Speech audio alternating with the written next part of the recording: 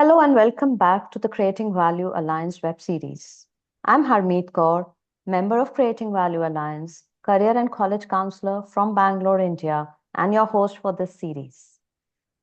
The Creating Value Alliance is a forum designed to help executives, leaders, and their companies grow professionally by creating greater value for their customers and organizations. The knowledge and the experience of our experts are vast, and through this web series, we aim to give you a taste of that ocean of wisdom. Today, we will get some insights on creating customer value through customer success with our guest speaker, Sue Nabeth Moore. Sue Nabeth Moore is a passionate evangelist of customer success in Europe. She has received several accolades from her peers, including one of the top 100 strategists. She's the co-founder of Success Chain, and an international advisory company that partners with customer success leaders and their teams to advance their strategies and operations via consulting, coaching, training, and fixed-term contracts. She has been leading customer success events in Paris and Lisbon for many years and is the co-founder of Engage Paris, the French-speaking customer success summit. She's a frequent speaker, blogger, mentor, and leadership moderator. She's also an international business school professor and has created the curriculum for the world's first bachelor's diploma in customer success. Sue loves spending quality time with her family and friends, traveling, swimming, dancing, and savoring good food and wine. She's British and has lived in Paris for just over 30 years. Welcome, Sue, to this engaging, interesting conversation that I'm going to have with you at Customer Value Alliance. Well, thank you. Thank you very much for your invitation, Harmeet. I'm very pleased to be here and to share my passion. Wonderful. So to start with, my first question that comes to you is, what is the definition of value in the world of customer success? Yes, so first of all, customer success is mainly in B2B. It's mainly in SaaS, software as a service companies, and that's where the majority of customer success activity is today.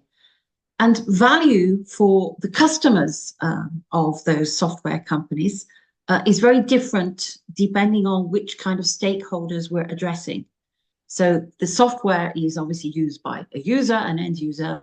It can have benefits also for the stakeholders, so the managers of those teams who are using the tool, but also executives who are probably not using the tool, but getting some kind of benefit. So usually what we define as being of value is measured in some kind of contribution towards business outcomes. We use this word outcomes. So let's imagine, for example, you're using a piece of customer relationship management software like Salesforce, for example. So the user of that platform would be a salesperson. So a tangible, measurable outcome for them would be, for example, to increase their conversion rate from 3% to 5% by the end of the year. So that is something which is tangible, measurable, and which we're talking about when we're talking about value in the world of SaaS. Very nice. Now that's from the user side of, from the organization side, right? As you gave an example of the sales executive. On the other side, how are customers measuring value today? Right. So customers right now, it's quite difficult. That's the challenge that we're facing in the world of customer success. It's quite challenging for customers to make a direct correlation between adoption of their tool, usage of the tool, and how that is going to contribute to business outcomes. It's not easy because you can't always have a clear black and white link between using a tool and an outcome. Because obviously a tool is immersed in your process, it's immersed in the organization, and it's immersed in the way that you're working. So there are lots of other factors other than just the tool which are going to contribute to achieving outcomes. So today, that's the challenge. There's no clear blueprint of this. What a lot of vendors are doing is to just measure what is feasibly tangible.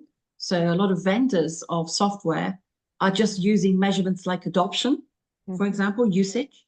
Mhm. And that's what they're asking their customers to measure in order to try and measure value. But for me, that is just going one step. It's not going a step further yet. So that's the Mm. challenge right now. Right, Mhm. right. So one side Yes. is the executive, then the customer, then the vendor, right? And for each of them, the value has to be created. One is the satisfaction, the customer satisfaction that we look at, right? The customer says, I paid, so my value should be more than what I've paid, right? And Yes. always the executive or the organization and the vendor look at how they are going to increase the frequency of usage by the customer or the number of customers, right? And those Yes. are, yeah. It's a two-way street. When we're doing anything which is based on a recurring revenue model or a subscription model, what we're looking at is, first of all, making sure that your customers get some kind of value, so a tangible outcome, and how that value from the customer side is then being fed back into you as a vendor. So if you as a vendor, if you have increased retention, if you have increased advocacy, if you have expansion through upsells and cross sells as a result of your customers getting value, then that is value for you as a vendor company, right? And you have to try and tie all that in together. And right now, in the world of customer success, a lot of the metrics that we're using to measure value are those you mentioned. Hmm. It's like CSAT, it's like NPS, Hmm. it's user adoption, it's sentiment, it's engagement. But there haven't, up until now, been any clear frameworks, clear blueprints on how to actually measure value. But that's something I'll come on to later. Yeah, nice. So you Mhm. just touched upon, and probably we go deeper, a little bit deeper into what are the challenges which around creating and measuring value in customer success, right? One is the emotions of the customers, the sentiments. From the organization point is definitely the balance sheet, but in between these complicated balance sheet and customers' emotions, what other challenges that you see and to how to address that if possible as tips that can come from you. Yes, I think the biggest challenge today is what we're not doing yet from the vendor side. I think the biggest challenge in certainly in the world of SaaS today is that a lot of products are built, and then it's a little bit, okay, we build the products, we think we know what you need as a customer and the different stakeholders, and then it's more or less left for the customers to try and figure it out for themselves about how Mm, they should optimize their use of the tool. So of course we have customer success, of course we have support teams as well, to help the customer. But the biggest challenge is that we haven't really thought about how to design the products with an outside in approach. So mm, designing the products with the outcome in mind, with the value in mind, so that when the products are actually used, this will have a kind of organic use of the product, and lead to organic outcomes and value for the customer. And for this to take place, it's not just a question of building a wonderful tool and hoping for the best. It's a question of designing the value, designing the outcomes right from the outset, from the product onwards, and in all the engagement points across the whole of the different functions within the company. And at today, right now, that's not the case with the majority, I would say, of SaaS companies. So we need to think about value. We started to put into place like methodologies around value selling, for example, so that value is defined upfront, and then this value can then be used as a red thread throughout the customer lifecycle. But right now, this is just touching the surface of what we should be doing in the world of SaaS and customer success. wonderful. Yeah, definitely. In fact, what happens, the sales executive is selling the user interface, right? So the customer is seeing that. But the product team has made it more from the technical side, more from the functionality side. So it's very important that the sales and the product team do it together, the test drive that is done. And this happened in one of my clients' case where we imparted customer centricity training to their customer support staff. And then the CEO came back and said, why don't you give this training to the product team?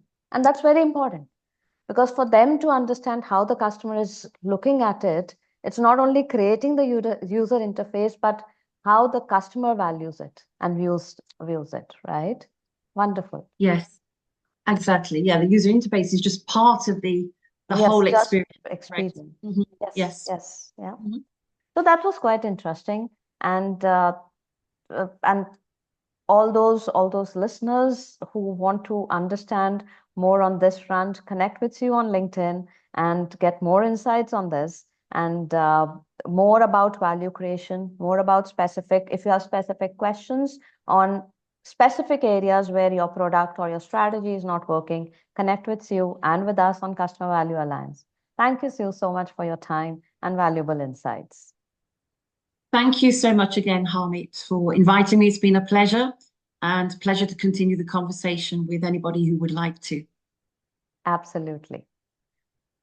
Thank you so much, listeners. We come back with our next series soon. Bye bye. Thank you. Bye bye.